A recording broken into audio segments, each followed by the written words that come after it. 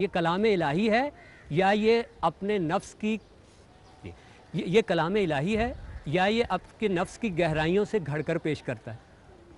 یہ سپرا ریشنل ہے، یہ عقل سے بالا تر کسی ماخذ سے آیا ہے، یا یہ انفرا ریشنل ہے، یا یہ نفس کی گہرائی میں سے ابھرا ہے؟ یہ سوال تھا جس کا قرآن مجید نے جواب دیا ہے، اور یہ کہہ کر جواب دیا ہے کہ یہ وہ سوالات ہیں جن کا جواب شاعر نہیں دیتے۔ اگر آپ ان کو اس منصب پہ رکھیں گے تو آپ غلطی کریں گے۔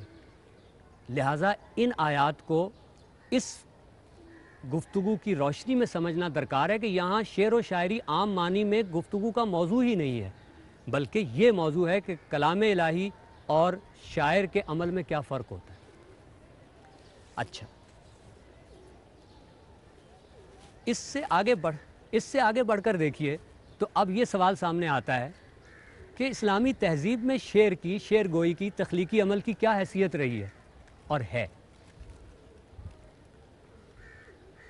پہلی بات تو اس میں یہ جاننی چاہیے کہ اسلامی تہذیب کے نقطہ نظر سے انسان کو جو شعور دیا گیا، عقل دی گئی ہے، وہ اللہ تعالیٰ کی صفت علم کی تجلی ہے، اس کا عکس ہے، اور ہم میں جو شعور ہے، عقل ہے، اس کی اس کا نقطہ کمال، سب سے بلند درجہ زبان ہے، گویائی ہے، اور گویائی کا، زبان کے استعمال کا عروج، سب سے بلند درجہ شاعری ہے۔ گویا شاعر کسی طرح شعور سے متعلق ہے، اور یہ اتفاقی بات ہرگز نہیں ہے کہ مسلمانوں کی ساری زبانوں میں شعر گوئی اور شعور دونوں ایک ہی جڑ سے نکلے ہیں، شین عین رے، جس کا مطلب ہے جاننا، باخبر ہونا، آگاہ ہونا۔ یہ اتفاقی بات نہیں ہے، شعر اور شعور میں ایک تعلق ہے۔ اچھا، جس طرح دنیا میں اور ہر چیز کے درجات ہیں، اسی طرح شعور کے بھی درجات ہیں، شاعری کے بھی درجات ہیں۔ کچھ شاعر وہ ہوں گے جن کو شاعری کی صرف قافیے اور آہنگ کا، یعنی اس میں جو ایک موسیقی، ایک آہنگ ہوتا ہے، اس کا شعور ہے۔ اس سے اوپر اٹھیے تو وہ شاعر ہوں گے جن کو شعر میں قافیے اور ردیف کے علاوہ حسن بیان، خوبصورتی بیان میں کیسے پیدا کی جاتی ہے، لطف سخن کیسا ہوتا ہے، اس کا شعور ہوگا۔ اس سے اوپر اٹھیے تو وہ شعراء ہوں گے یا وہ شعور ہوگا جو قافیہ، آہنگ، موسیقی، لطف زبان، حسن بیان کے علاوہ آپ کے جذبات، محسوس کی ہوئی چیزیں، انسانی تعلقات، تجربات، واقعات، ان کو حسن بیان سے پیش کر رہے ہوں گے۔ اس سے اوپر اٹھیے تو شاعری کا وہ درجہ ہوگا جہاں شاعر کا شعور اسے اخلاقیات، نصیحت، واعظ، اعلیٰ اقدار، ان کے وہ پیش کر رہا ہوگا۔ اس سے اوپر اٹھیے تو شاعری کا وہ اعلیٰ ترین درجہ ہوگا، یا شاعر کے شعور کا وہ اعلیٰ ترین درجہ ہوگا جو حقائق کا، کائنات کی بڑی باتوں کا، جس کا انسان کی بنیادی مسائل اور بنیادی سوالات سے تعلق ہے، اس کا بیان ہوگا، اور اس میں حسن بیان اور باقی ساری چیزیں موجود ہوں گی۔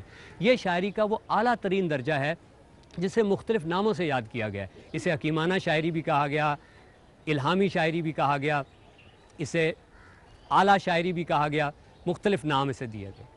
اور یہ وہ جگہ ہے، بڑی شاعری، اعلیٰ شاعری، جو آپ کو ان سوالوں کے روبرو کرتی ہے جو انسان کے سوال ہیں، جو ہندو، مسلمان اور عیسائی کے سوال نہیں ہیں، جو پاکستانی، غیر پاکستانی کے سوال نہیں، انسان کے سوال ہیں کہ میں کون ہوں، میں کہاں سے آیا ہوں، میں کہاں جا رہا ہوں، میرا اس کائنات سے کیا تعلق ہے اس کے پیچھے کچھ اور ہے۔ یہ جو بہت بنیادی ان سوال ہیں، جب سے انسان ہے تب سے یہ سوال ہے۔ بڑی شاعری اگر آپ کو ان سوالوں کے روبرو نہیں کرتی تو وہ بڑی شاعری نہیں ہوتی۔ اسلامی تہذیب میں شاعری کے سب ڈھنگ، سب رنگ، سب آہنگ پائے گئے، استعمال کیے گئے، ان کو ان کی جگہ دی گئی۔ اسلامی تہذیب میں شاعری تفریح طبع کا وسیلہ بھی ہے، لطف سخن کا طریقہ بھی ہے، زبان کا کمال اور ہنر دکھانے کا ذریعہ بھی ہے، اخلاقی تربیت کا وسیلہ بھی ہے، طب اور فلسفے کے مشکل نکات کو یاد کرانے کا گر بھی ہے، واعظ و نصیحت کا حربہ بھی ہے، اور ان سب سے بڑھ کر ان حقائق کا، کائنات کی ان چیزوں کا بیان بھی ہے، ایک حسین انداز میں جو آج کل اور آنے والے وقت ہمیشہ بامانی رہتی ہے۔ اسلامی تہذیب میں ہر انداز کی شاعری موجود رہی ہے، اس کو اس کا مقام دیا گیا ہے اور اسی کے مناسبت سے اس کو موضوع حیثیت دی گئی۔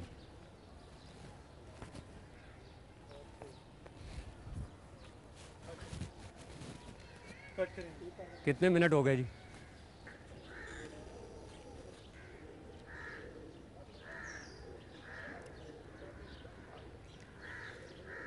نہ صرف یہ بلکہ نبی علیہ السلام نے مختلف مواقع پر اس شاعری میں روح القدس کی مدد شامل ہونے کی دعا بھی فرمائی ہے۔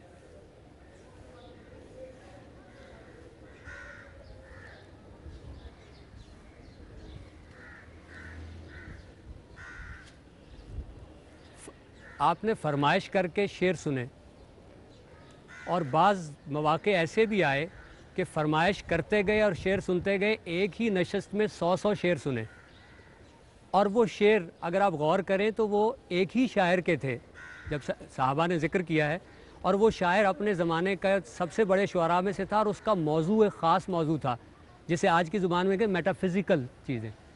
وہ جن موضوعات سے پر شعر کہتا تھا وہ سارے اسی سے متعلق تھے۔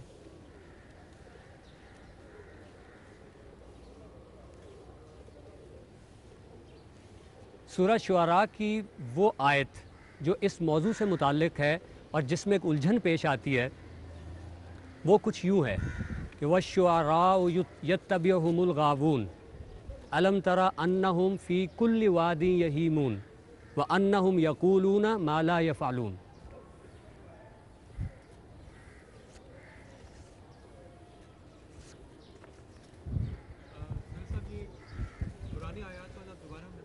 جی کر دیتے آیت سورہ شعراء کی وہ آیت جس کو سمجھنے میں ایک دشواری پیش جی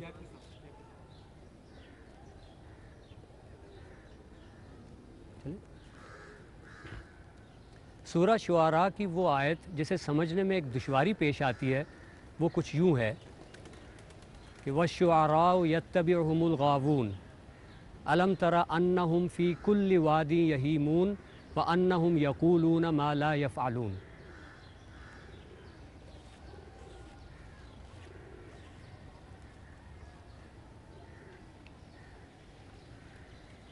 یہی وجہ ہے کہ قرآن مجید نے شاعری اور شعر کے ذکر کے علاوہ اس سے کہیں زیادہ ایک اور لفظ استعمال کیا ہے، اور ایسے ہی مبحث اسی موضوع کو واضح کرنے یا اسی اعتراض کا جواب دینے کے لیے استعمال کیا ہے، اور وہ ہے جن یا جنہ۔ اور اس کا تعلق ایک آیت میں تو شاعر اور مجنون ایک ہی جگہ کہہ کر ان دونوں کو جوڑا ہے۔ یہاں یہ واضح رہنا چاہیے کہ یہ جنون کا تعلق پاگل پن سے نہیں ہے بلکہ جن کی مدد سے ہے، یعنی کسی ایسے سائیکک انفلوئنس کے زیر اثر شعر کہنا۔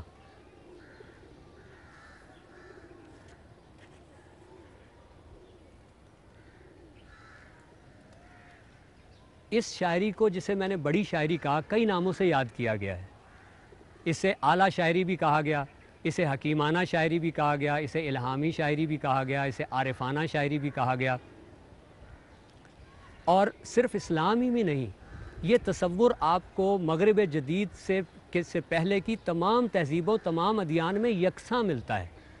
تفصیل کا موقع نہیں ہے، ورنہ ملٹن بھی یہی کہہ رہے ہیں، رامائن میں والمیکی بھی یہی کہہ رہے ہیں، دانتے بھی یہی کہہ رہے ہیں، اور جامی و حافظ بھی یہی کہہ رہے ہیں، اور عہد جدید میں اقبال بھی یہی کہہ رہے ہیں۔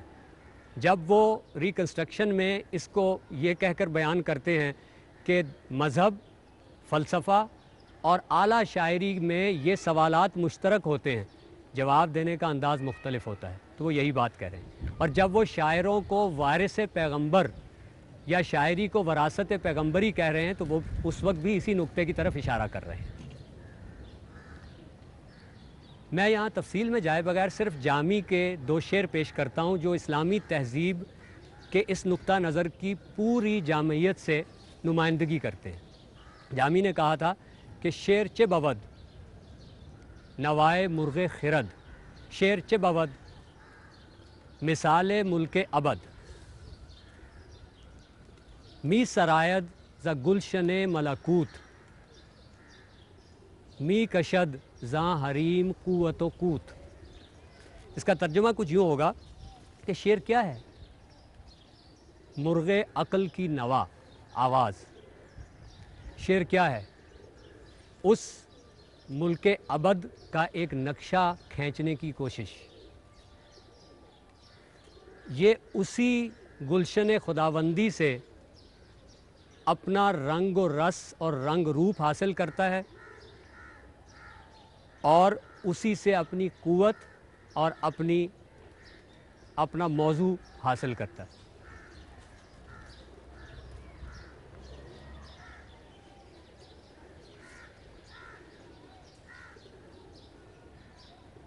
بس جناب یہی تھی 3 انسرشن۔